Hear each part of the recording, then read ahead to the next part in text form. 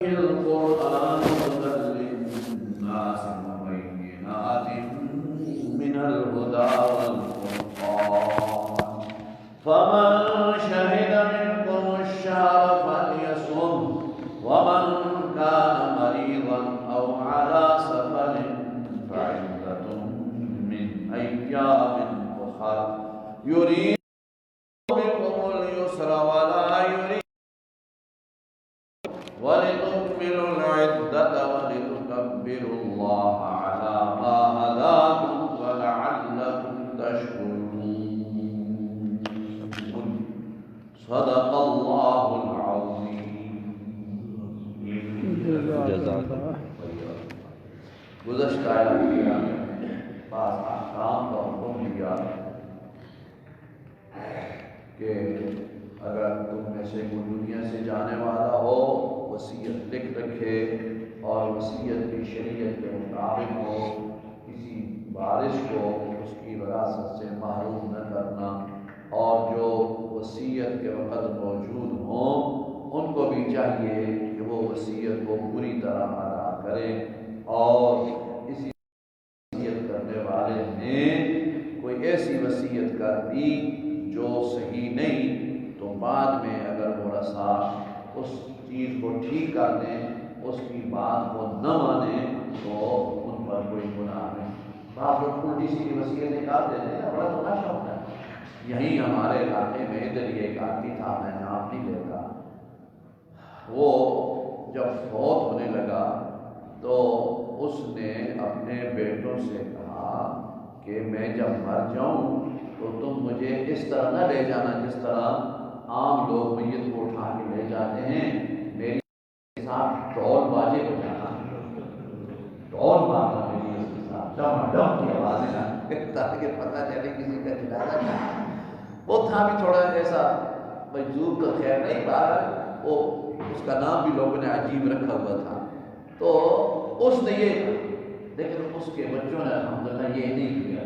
تو اگر ایسی کوئی غلط وصیت کر جائے تو وارثوں کے ذمہ لازم نہیں کہ اس کا پورا کرے، بلکہ اس غلط وصیت کو ٹھیک کر دیں، اور فرمایا اگر اس کے لیے تھوڑی بہت بات اوپر نیچے کرنی بھی پڑ جائے نا معاملات کو سدھارنے کے لیے، تو بھی امید ہے کہ اللہ تعالیٰ اس غلطی کو معاف کر دیں گے، کیونکہ اس کا ارادہ نیک ہے، اس کی بات۔ اس لیے مجھے واقعہ یاد آیا، ایک بادشاہ تھا، کسی علاقے میں کچھ باغی تھے، اور جو باغیوں کا سربراہ تھا وہ قابو نہیں آتا تھا، بڑی مشکل سے اس نے فوج بھیجی، سپاہ بھیجی، پولیس بھیجی، اس کو قابو کر کے لائے۔ تو وہ جس علاقے کا تھا اس علاقے کی زبان بادشاہ کو نہیں آتی تھی، ایسے ہوتے ہیں کمیٹی، اور دو وزیر تھے جن کو اس علاقے کی زبان آتی تھی، اور ان دونوں وزیروں کی آپس میں دشمنی تھی، آپس میں چپلش تھی دونوں وزیروں کی۔ تو جب اس کو لائے تو اس باغی کو تو بادشاہ نے کہا کہ اس کی گردن مارو، یہ باغی ہے، قتل کر دو۔ جب اس کو قتل کرنے کے لیے لے جانے لگے تو اس نے بادشاہ کو گر لیا۔ اب ظاہر ایک آدمی، اس کو پتہ ہے یہ تو آخری بات کیا ہے، مجھے مار دیں گے، تو غریب کیا کر سکتا ہے، یا وہ دعائیں کرتا ہے یا گلیاں دیتا ہے تو اس نے بادشاہ کو گلیاں۔ تو بادشاہ نے اس وزیر سے پوچھا کہ یہ کیا کہتا ہے، تو وہ کہنے لگا، وہ جو رحم دل تھا نا خدا ترس، وہ کہنے لگا بادشاہ سلامت یہ آپ کو دعائیں دے رہا ہے۔ کہتا بادشاہ سلامت اچھے آدمی ہیں، ٹھیک ہے جو فیصلہ کیا، لیکن مجھے معاف کر دیتے تو کیا جاتا تھا، میں ایک آدمی ہو گیا۔ بادشاہ کا دل نرم ہو گیا، اس نے کہا اچھا چھوڑ دو اس کو، معاف کر۔ اچھا وہ جو دوسرا وزیر تھا جس کا اس وزیر کے ساتھ دشمنی تھی، وہ آیا، اس نے کہا بادشاہ سلامت میں آپ سے سچی سچی گل دساں، سچی بات یہ ہے کہ اس وزیر نے بولا ہے، اس نے آپ کو گالیاں دی ہیں، اس نے تو آپ کو برا بھلا کہا ہے۔ اب دیکھو اس وقت کے بادشاہ ہوتے تھے، آج کل کے کھوتے نہیں تھے، یہ کھوتے ہیں، وہ بادشاہ بڑے عالی دماغ ہوتے تھے۔ اس نے اس وزیر کو کہا کہ بے شک تم نے سچ کہا ہے، لیکن یاد رکھ تیرے سچ سے اس کا جھوٹ بہتر ہے، تیرے سچ سے اس دوسرے وزیر کا جھوٹ بہتر ہے، اس لیے کہ اس نے جھوٹ بولا لیکن ایک آدمی کی جان تو بخش گئی نا۔ تم سچ بول کے پھر مجھے ابھارتے ہو کہ میں اس کو قتل کرا دوں، تمہارا یہ سچ ٹھیک نہیں، اس کا جھوٹ بہتر ہے۔ اگر ایسی کوئی صورت ہو تو اس وقت فرمایا فإن اللہ غفور رحیم، اللہ بخشنے والا مہربان ہے۔ اچھا یہ سارے احکام جو ہیں یہ سارے احکام ماننے مشکل ہوتے ہیں، یہ بھی اور دوسرے احکام بھی ماننے بڑے مشکل ہیں۔ جیسے حدیث میں بھی فرمایا کہ جنت کا راستہ انہ لیسیر علی من یسرہ اللہ، انسان نیکیاں کرتا جائے، گناہوں سے بچتا جائے، پاکیزہ زندگی گزارے، آخر میں جنت میں چلا جائے، یہ کام ہے آسان، مگر اس کے لیے جس پر اللہ آسان کرے، ورنہ بڑا مشکل ہے۔ علی من یسرہ اللہ، جس کے لیے اللہ آسان کر دے اس کے لیے آسان، ورنہ بڑا مشکل۔ الدنیا سجن المومن جنت الکافر، فرمایا دنیا مومن کے لیے قید خانہ ہے، کافر کے لیے جنت ہے۔ مومن کے لیے قید خانہ ہے، قدم قدم پر پابندیاں نہیں، دیکھنے پر پابندی، بولنے پر پابندی، سننے پر پابندی، کھانے پر پابندی، لباس پر پابندی، حرام نہ پہنو، حرام نہ کھاؤ، حرام نہ دیکھو، ناجائز بولو نہیں، پابندیاں ہیں کہ نہیں پابندی۔ جنت الکافر، کافر کے لیے جنت ہے، جو مرضی ہے کا، وہ جس کا ایک مفہوم ہی سمجھ لو، یہ ٹرکوں والے ویگنوں والے بڑے حضرت ہوتے ہیں، پیچھے عجیب عجیب باتیں لکھی ہوتی ہیں۔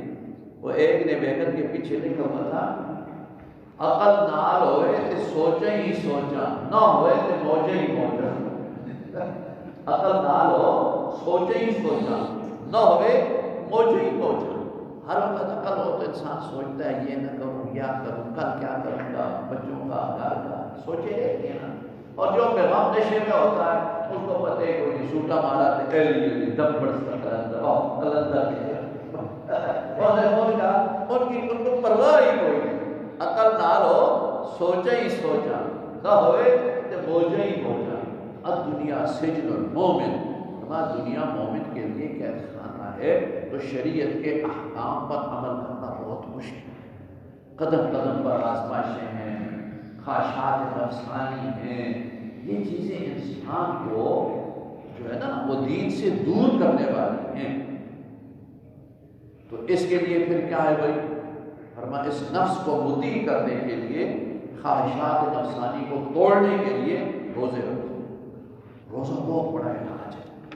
جب کبھی نفس کی حاویت کا غلبہ ہو یا ایسی بات ہو جائے کہ طبیعت اطاعت کی طرف آمادہ نہ ہو رہی ہو تو روزے رکھو، نفلی روزے رکھو۔ فرضی تو فرضی ہیں، یہ تو ضروری ہے، نفلی روزے بھی رکھنے چاہیے۔ اس لیے آپ صلی اللہ علیہ وسلم کی عادت شریفہ تھی، حضور کی سنت مبارکہ ہے، آپ صلی اللہ علیہ وسلم ہر سوموار ہر جمعرات کو روزہ رکھا کرتے ہیں، اور ایام 20 کے بھی روزے، چاند کی 13، 14، 15، یہ 3 روزے بھی حضور رکھا کرتے تھے، ہر سوموار ہر جمعرات۔ یہ تعلیم امت کو سمجھانے کے لیے کہ میرا اسوہ حسنہ تم اپنا لو، تم بھی کامیاب ہو جاؤ گے۔ تو 3 روزے ایام 20 کے اور 8 روزے پورے مہینے کے ہر سوموار کر لو، تو بھائی 8 اور 3 کتنے ہو گئے؟ 11۔ اب 11 روزے بندہ ہر مہینے میں رکھے تو نہ غلط خیال آتے ہیں، نہ شہوانی خیالات آتے ہیں، نہ خواہش نفس کے پیچھے بندہ چلتا ہے، کچھ بھی نہیں ہوتا، سارے معاملات ٹھیک ہو جاتے ہیں۔ 11 روزے مہینے میں رکھ کر کے تو دیکھو کون رکھتا ہے؟ صرف ایک رمضان شریف میں لوگ روزے رکھتے ہیں، اور پھر ان روزوں کی برکتیں بھی دیکھو کہ مسجدیں بھر جاتی، شریف بھر جاتے ہیں، گناہوں سے بندہ بچ جاتا ہے۔ روزہ ہوتا ہے تو گناہ گار سے گناہ گار آدمی کو بات ہو گیا، نہیں آپ نہیں، میں کوڑ نہیں مارنا، میں روزہ رکھا، میں کوئی روزہ میں کوڑ نہیں مارنا، میں گالی نہیں دیتا، میں نے روزہ رکھا ہوا ہے۔ کئی گناہوں سے انسان روزے سے بچ جاتا ہے، اس لیے فرمایا الصوم جنۃ، روزہ شیطان کے حملوں سے بچانے کے لیے ڈھال ہے، ڈھال۔ الصیام جنۃ ما لم یفرقھا، فرمایا روزہ ڈھال ہے جب تک اس کو پھاڑ نہ دے۔ روزہ ڈھال پھٹ گئی، شیطان کا دشمن کا حملہ کارگر ہو جاتا ہے۔ یہ مستقل موضوع ہے، میں اب یہ کر رہا ہوں کہ اللہ تبارک و تعالیٰ نے ان باتوں کے بعد آج کی جو آیت کریمہ پڑھی گئی ہے نا، ان میں روزے کا فرمایا کہ تم پر روزے بھی فرض کیے گئے ہیں۔ اور میں نے پہلے عرض کیا اس بات کو بنیادی طور پر یاد رکھو، سورہ بقرہ مدنی ہے، مدینہ طیبہ میں احکام نازل ہوئے ہیں، سارے احکام زیادہ تر مدینہ منورہ میں نازل ہوئے۔ روزہ، زکوٰۃ، حج، نماز صرف مکہ مکرمہ میں، باقی سب مدینہ طیبہ میں۔ تو یہ روزوں کے متعلق فرق ہے۔ یا ایھا الذین آمنوا، یا ایھا الذین آمنوا، اے ایمان والو، کتب علیکم الصیام، کتب علیکم الصیام، فرض کیے گئے تم پر، فرض کیے گئے تم پر روزے، روزے، کما کتب علی الذین کتب علی الذین من من قبلکم لعلکم تتقون، لعلکم تتقون، جیسے فرض کیے گئے فرض کیے گئے تم سے پہلوں پر، تم سے پہلے تاکہ تم پرہیزگار بن جاؤ۔ پرہیزگار بن جاؤ۔ اللہ کے حکموں میں بندوں کا نفع ہے، اللہ تبارک و تعالیٰ بندوں پر ظالم نہیں۔ ما انا بظلام للعبید، فرمایا میں بندوں پر ظالم نہیں ہوں، میں ان کو ایسا حکم دوں کہ وہ جو کر نہ سکے۔ وہ تو جابر بادشاہ ہوتے ہیں کہ جو اپنی رعیت کو پریشان کرتے ہیں، ہم تو اللہ کی مخلوق ہیں۔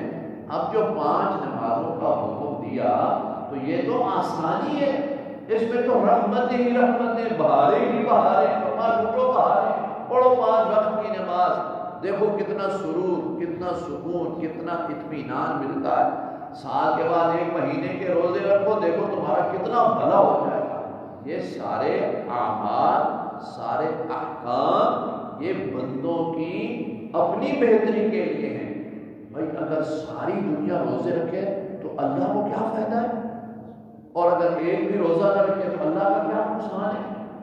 اگر 100% نمازی بن جائیں تو اللہ کی خدا یہ اللہ تو اللہ ہے، اللہ اکبر، کسی بھی سب سے بڑا، بندوں کا اپنا فائدہ ہوتا ہے، عمل نہ کریں تو اپنا نقصان ہوتا ہے۔ فرمایا روزے رکھو تمہیں فائدہ ہوگا، کیا ہوگا؟ تم پرہیزگار بن جاؤ گے، تم متقی بن جاؤ گے، تمہارا فائدہ ہے۔ اور آگے نفسیاتی طور پر سمجھایا کہ پریشان نہ ہو، یہ ساری زندگی کے روزے نہیں ہیں، 6 مہینے کے نہیں ہیں، سال کے نہیں ہیں، 1 مہینہ، فقط 1 مہینہ، 1 مہینے کے روزے ہیں۔ ایام معدودات، ایام معدودات، گنتی کے چند روز ہیں، چند روز ہیں، گنتی کے۔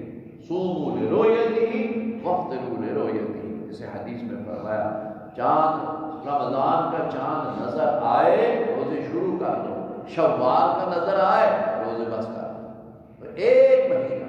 فمن کان منکم مریضا، فمن کان منکم مریضا، پھر جو کوئی تم میں سے بیمار ہو، او علی سفر، یا مسافر ہو، فعدۃ من ایام اخر، تو پورا کرے ان کو دوسرے دنوں سے۔ دوسرے دنوں کی گنتی کا ہے، سفر پر ہے، بیمار ہو گیا، 3 روزے رکھ لے۔ اور یہ بھی آسانی ہے کہ جب مرضی ہے رکھ لے، دیکھو اللہ نے آسانی کا نہیں کہا۔ یعنی اگر تم نے روزے جون جولائی کے روزے آ گئے، آپ سفر پر ہیں، یا اللہ تعالیٰ بیماروں کو شفا عطا فرمائے، کوئی بیمار ہو گیا تو اب اس نے 6 روزے نہیں رکھ سکے، تو فرمایا اب اس کے بعد یہ نہیں کہ تم خواہ مخواہ جون میں ہی روزے رکھو یا جولائی میں روزے رکھو، نہیں، تم دسمبر میں روزے رکھو، چلو جب دن چھوٹا ہوتا ہے اس میں روزے رکھو۔ وعلى الذين يطيقونه اور جن میں طاقت روزے کی، ان کے ذمہ لازم ہے طعام مسکین، ایک مسکین کا کھانا۔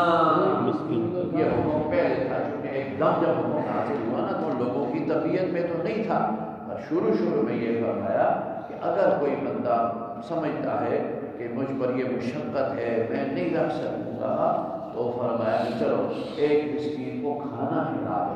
لیکن یہ حکم پہلے تھا، پھر منسوخ ہو گیا کہ جس کی طاقت ہے وہ روزہ ضرور رکھے گا، شرعی عذر ہو تو پھر معاف ہے، فقط معاف نہیں، مردوں کے لیے تو اس کی قضا ہے۔ عورتیں جن ایام میں روزے نہیں رکھ سکتی، جب وہ دن ہوتے ہیں نا، تو فرمایا اس کے بعد تم ان روزوں کی قضا کر لو۔ اور یہ بھی دیکھو اللہ تعالیٰ کی عجیب رحمت ہے، عورتوں کے لیے ان ایام کی نمازوں کی قضا کوئی نہیں ہے۔ یہ بھی یاد رکھیں، بعض لوگوں کو یہ مسئلہ بھی معلوم نہیں ہوتا، آج کل مسائل کی طرح معلوم ہوتے ہیں۔ روزوں کی تو قضا ہے، رمضان کے روزے، وہ جو فطری تھی عورتوں کا مسئلہ، 8 دن 10 دن روزے نہیں رکھ سکی، فرمایا اس کے بعد سردی میں تم روزے رکھ لو۔ لیکن اگر وہ ہر مہینے میں وہ ایام آ جاتے، نماز نہیں پڑھی، اب نماز کی قضا نہیں ہے، چلو ختم ہو گئی، اللہ نے اس کو برابر کر دیا۔ عورتوں پر نماز کی قضا ان دنوں کی نہیں ہے، صرف روزوں کی قضا ہے۔ فمن تطوع خیرا فهو خیر اللہ، فهو خیر اللہ، اور جو کوئی خوشی سے نیکی کرے تو وہ اس کے لیے بہتر ہے۔ وَأَن تَصُومُوا خَيْرٌ لَكُمْ، وَأَن تَصُومُوا خَيْرٌ اور اگر لَكُمْ، تم روزے رکھو تو تمہارے لیے بہتر ہے۔